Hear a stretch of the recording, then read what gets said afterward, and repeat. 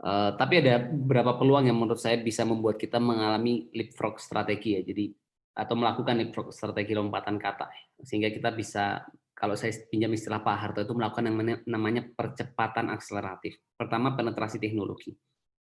Jadi sekarang internet user kita 175 juta. Januari 2019 saat itu 150 juta orang di Indonesia pakai internet. Bahkan kalau kita lihat orang Indonesia ya, kita menghabiskan 7 jam 59 menit buat akses internet, lalu 3 jam 26 menit buat bermedia sosial. Dan berbagai peluang, artinya penetrasi teknologi ini bisa menjadi cara kita untuk mempercepat ya berbagai penyelesaian masalah-masalah yang ada. Lalu berikutnya masalah optimisme yang perlu kita tanamkan di antara berbagai problem yang kita miliki. Dalam salah satu laporan penelitiannya, The Archipelago Economy Unleashing Indonesia Potential, itu McKinsey Global Institute mengatakan Indonesia tahun 2030 akan menjadi negara dengan kekuatan ekonomi terbesar nomor 7 di dunia. Nah, kita akan mengalami yang namanya bonus demografi atau banyak disebut sebagai dividen demografi. Itu adalah ketika kita, jadi bonus demografi itu adalah pergeseran proporsi ya demografis dari sisi struktur usia, di mana orang-orang usia bekerja ya atau orang-orang usia produktif itu jumlahnya lebih besar dibandingkan orang-orang yang usianya tidak produktif. Jadi kita yang usianya 15 sampai 64 tahun jumlahnya lebih besar dibandingkan yang di bawah 14 ataupun lebih dari sama dengan 65 tahun. Dan sejarah itu membuktikan negara-negara yang melalui bonus demografi mereka punya lompatan besar. Contoh Jepang 17.475 PDB-nya ketika bonus demografinya berakhir di 1970. Singapura di angka 16.000, Hong Kong 12.000, Korea 11.000. Tapi Indonesia kalau pertumbuhan ekonomi kita 6% ya, kita akan jatuh di PDB 3.500. Kalau pertumbuhan kita bisa 10%, kita akan berakhir di PDB 7.200. Tapi ini juga sekaligus tantangan karena kalau kita lihat dari sisi demografis ya, jadi kenapa bonus demografi ini efektif? Jadi ada namanya dependensi rasio. Jadi rasio ketergantungan. Sekarang itu 180 juta orang produktif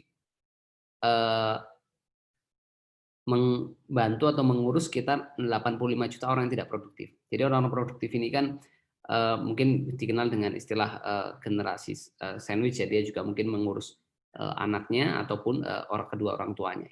Tetapi apa yang membuat bonus demografi ini menjadi optimal? Satu, peningkatan pasukan tenaga kerja. Orang yang kerja ini jumlahnya jadi banyak. Kedua, karena yang ditanggung itu jumlahnya sedikit, maka tabungan nasional itu meningkat. Tabungan nasional meningkat, modal-modal juga bisa dipakai lebih. Lalu ketiga, sumber daya manusia lebih berkualitas. Karena yang ditanggung sedikit, uang buat kesehatan bisa lebih banyak, uang buat pendidikan bisa lebih banyak.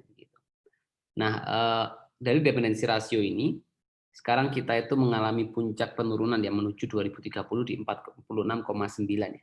Artinya 100 orang produktif menanggung sekitar 46,9 orang yang tidak produktif. Dan ini menjadi momentum karena kita bisa meningkatkan akibat dari proporsi usia produktif meningkat, produktivitas ekonomi juga meningkat. Dan kondisi kita sekarang itu secara proporsi hampir sama dengan kondisi Jepang ya, tahun 1950. Bahkan jumlah usia produktif kita bisa dibilang lebih ya, di angka 67%.